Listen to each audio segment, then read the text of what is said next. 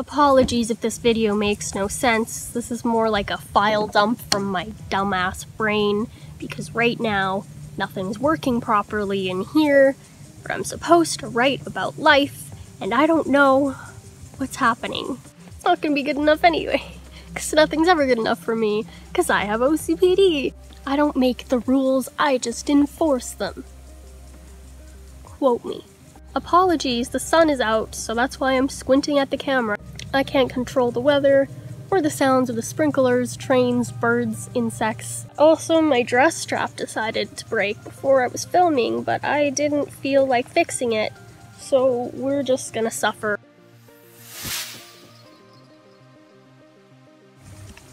Hello, I'm Emma. I have anxiety disorders, situational depression, OCPD, and I talk about mental health related things usually on my channel. But today might be slightly different because I'm going to be talking about temporality, which is kind of to do with like existentialism, time, the universe, life itself, all those good fun things. I have made a few videos similar to this before. I will link them below or at the end of this video or throughout this video in the little iCard thing, maybe. We'll see. I couldn't figure out how to film a proper video on like anxiety or OCPD or whatever because this seems to be all I've been thinking about and dealing with lately, at least since I stayed up until 3 AM last night to finish All the Bright Places by Jennifer Niven. And I know it's been a while since I've done an anxiety video, and I know I originally wanted my channel to be about anxiety entirely, but that's not really where I'm at right now. I like to do my videos based on how I feel at the moment or throughout the week or something relevant that's going on because that way it's more genuine how I'm feeling and what I say. If I can quote All the Bright Places, something one of the characters Finch said about songs but I feel like applies to this video is, if a song's meant to stay around, you carry it in your bones. I feel like that's relevant for me with the videos I do and the things I choose to talk about, even like on my Positivity Instagram account, which is also linked in the description if you want to go follow that. Not that I'm never going to talk about anxiety again, I'm sure it's going to come up and be more relevant, but I want it to be okay that I branch out into different directions. It is technically my 1-year anniversary of doing YouTube, which is ridiculous, like mind-blowing. I can't believe it's actually already been that long. I don't really feel like I've gotten anywhere either, but I don't think it really matters if I've gotten very far. Just doing what I am and helping people as I am now is helping somebody. Just basically trying to tell myself that it's okay not to be the best at everything I do. I'm just doing it because I feel like I need to. I do want to say that I'm proud that I'm actually still committed to the videos and posting every week. Like today, I really didn't want to film, which is actually super common. I never really want to film or edit, but it always ends up being something better than I think it will be. So it's better that I do it, because I know it helps other people, and I know that's what I like to do, even if I don't feel it at the time. Even if I don't feel like at the time it's doing any good, I know that it is, so I know that I just need to keep doing it. I need to rant about scholarships for a minute here. I've been trying to work on essays for scholarships for the past few days, and one of them is about success. So like, you know, the typical, where do you see yourself in 30 plus years? But of course, I have to make it about this whole existential idea of success doesn't really exist because we're just here in the moment to live. So, you know, that means authenticity, being yourself and no one else, and living life just as it is, and genuine friendships and relationships, and loving and feeling and letting go of things that hold you back. That's success. Because, you know, success is usually the accomplishment of an aim. The way I'm trying to describe it is in such a way that there isn't really a point in which you accomplish it, it's just constant. I need to talk about All the Bright Places. It didn't surprise me. It was just all my same feelings that I already had previous to reading it about life and the universe, all the things that make me question my motives. And it didn't really have some sort of ending that I felt like opened my mind in any way. But anyway, I'm gonna quote a few things from All the Bright Places, some things that I picked out. It's not what you take, but it's what you leave. Because it's kind of just talking about, like, leaving your footprint on the earth. Every single person in the world is alive and existing currently, and we all impact the earth and other people in some way, even the subtle little things that you wouldn't think. Your existence is valuable, whether you mean to or not.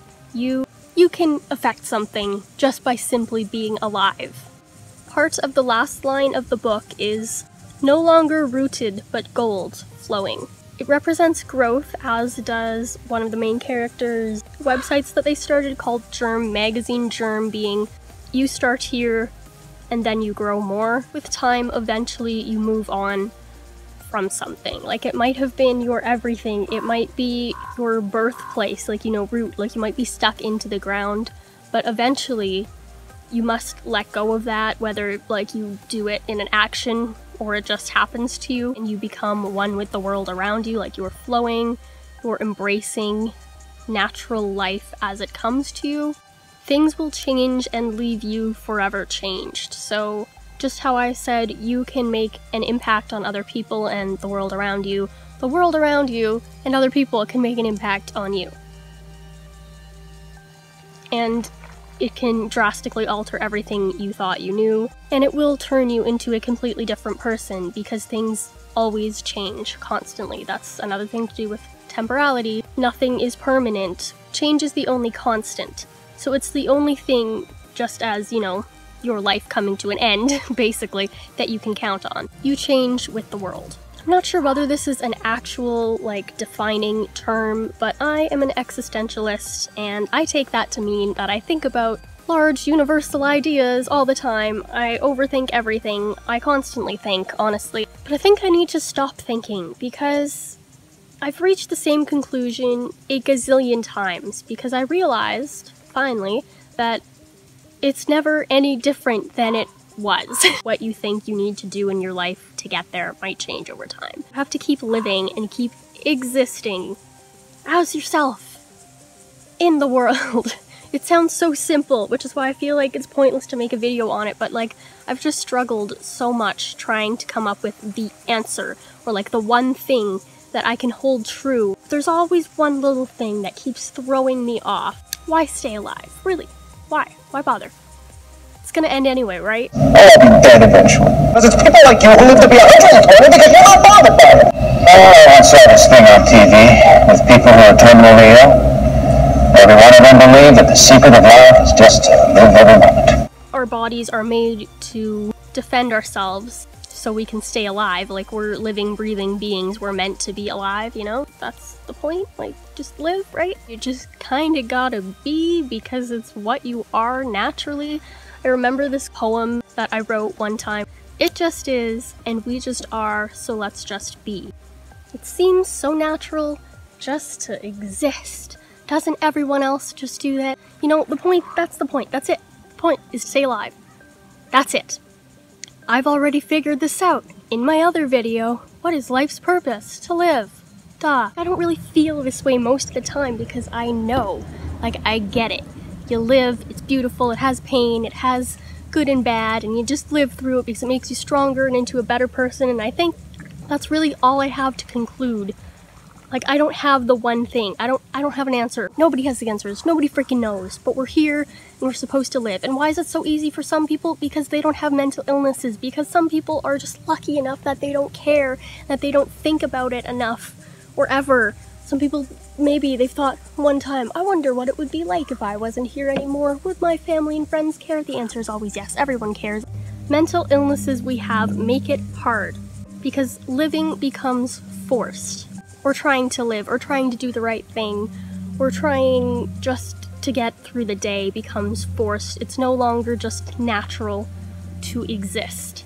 But that's really what life is about. You just keep going.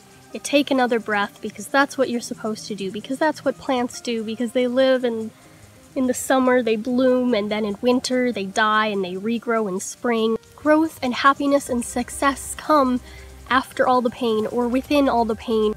I feel like, at least for me personally, trying to matter and have meaning and worth, it triggers me. Maybe it's just my OCPD. My kind of meaning comes in the moment. I feel like the success, the meaning to life, it comes when you are living in the moment, living in it and breathing and feeling so deeply that you can't think about it because you're in it. Because I feel like so often we think too much. So much that you forget how to live because you're just so caught up in thinking about it that you can't do it. You come from the stars, you are the elements, you are made up of everything around you and everything is made up of you. We forget how to live and we forget why doing so, why living is enough as it is and it doesn't need to be some sort of big meaning or purpose.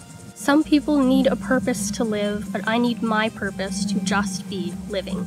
I think it's okay if you don't have huge goals and dreams, or even if you do, because I know for me, that's what makes me happy and what makes me feel like I'm doing the right thing and accomplishing something and helping people, because that's what I thrive off of. But I think it's also okay just to be fine with everything the way it is and like accepting it and enjoying it the way it is, not just accepting it like, oh well, can't really get much better than this, but like genuinely loving it for everything that it is. Just take away all the expectations. For me, maybe right now that means the whole scholarship thing, because I'm stressing out so much over making it perfect because, you know, OCPD and all. But I gotta remember, living is always incredible, no matter what you're doing. Whatever you choose to do, do them because they make you feel good, or because you know that they will put you in a better path. I don't know, I don't want to say like make you feel happy, because I don't feel like life is all about happiness either. Like I said, it's the whole balance thing. I feel like you can be sad, but as long as you're taking it in, like noticing it, appreciating it,